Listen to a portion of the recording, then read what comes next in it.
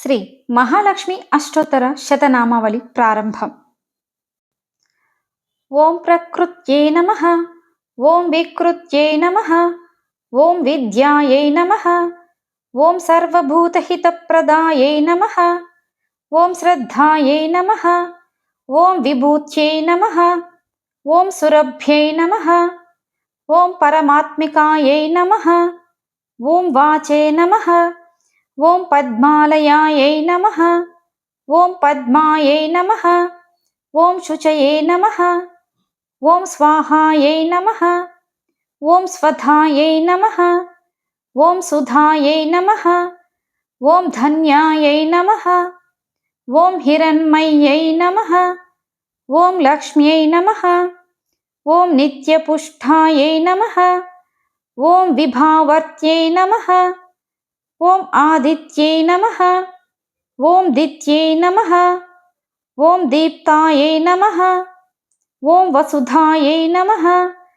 ఓం వసుధారిణ్యై నమః, ఓం కమలాయై నమః, ఓం కాంతాయై నమః, ఓం కామాక్ష్యై నమః, ఓం క్షీరోదసంభవాయై నమః, ఓం అనుగ్రహపరాయై నమః, ఓం బుద్ధయే నమః, ఓం అనఘాయై నమః, ఓం హరివల్లభాయై నమః, ఓం అశోకాయై నమః, ఓం అమృతాయై నమః, ఓం దీప్తాయై నమః, ఓం లోకశోక వినాశిన్యై నమః, ఓం ధర్మనిలయాయై నమః, ఓం కరుణాయై నమః, ఓం లోకమాత్రే నమః, ఓం పద్మప్రియాయై నమః, ఓం పద్మహస్తాయై నమః, ఓం పద్మాక్ష్యై నమః, ఓం పద్మసుందర్యై నమః,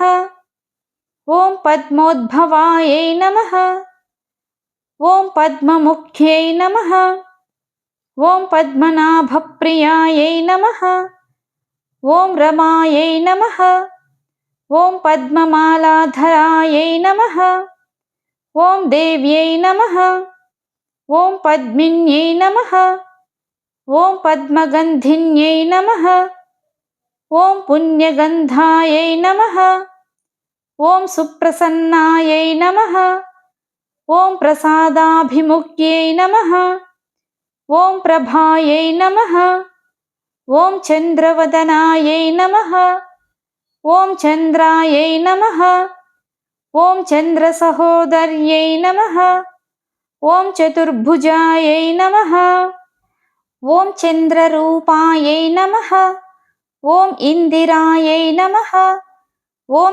ఇందుశీతలాయై నమః, ఓం ఆహ్లాదజనన్యై నమః, ఓం పుష్ట్యై నమః, ఓం శివాయై నమః, ఓం శివకర్త్యై నమః, ఓం సత్యై నమః, ఓం విమలాయై నమః, ఓం విశ్వజనన్యై నమః, ఓం తుష్టయే నమః, ఓం దారిద్ర్యనాశిన్యై నమః, ఓం ప్రీతిపుష్కరిణ్యై నమః, ఓం శాంతాయై నమః, ఓం శుక్లమాల్యాంబరాయై నమః, ఓం శ్రియై నమః, ఓం భాస్కర్యై నమః, ఓం బిల్వనిలయాయై నమః, ఓం వరారోహాయై నమః, ఓం యశస్విన్యై నమః, ఓం వసుంధరాయై నమః, ఓం ఉదారాంగాయై నమః, ఓం హరిణ్యై నమః,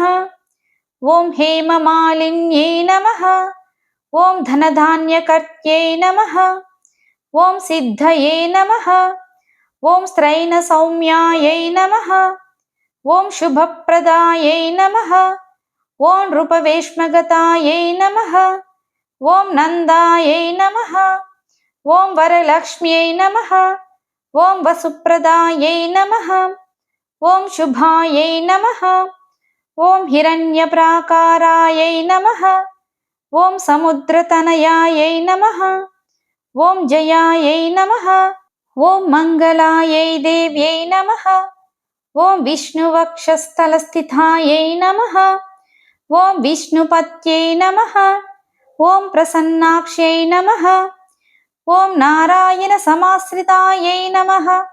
ఓం దారిద్ర్యధ్వంసిన్యై నమః. ఓం సర్వోపద్రవవారిణ్యై నమః. ఓం నవదుర్గాయై నమః. ఓం మహాకాళ్యై నమః. ఓం బ్రహ్మ విష్ణు శివాత్మికాయై నమః. ఓం త్రికాలజ్ఞాన సంపన్నాయై నమః. ఓం భువనేశ్వర్యై నమః. ఇది శ్రీలక్ష్మీ అష్టోత్తరశతనామావళి సమాప్తం. ఈ శ్రావణ మాసంలో ప్రతిరోజు కూడా సాయం సంధ్యా సమయంలో అమ్మవారికి కుంకుమతో కానీ పువ్వులతో కానీ లక్ష్మీ అష్టోత్తర శతనామావళి వింటూ లేదా చదువుతూ అర్చన చేసుకుంటే విశేషమైనటువంటి లక్ష్మీ అనుగ్రహం కలుగుతుంది. ఓం శ్రీ మహాలక్ష్మి దేవ్యై నమః.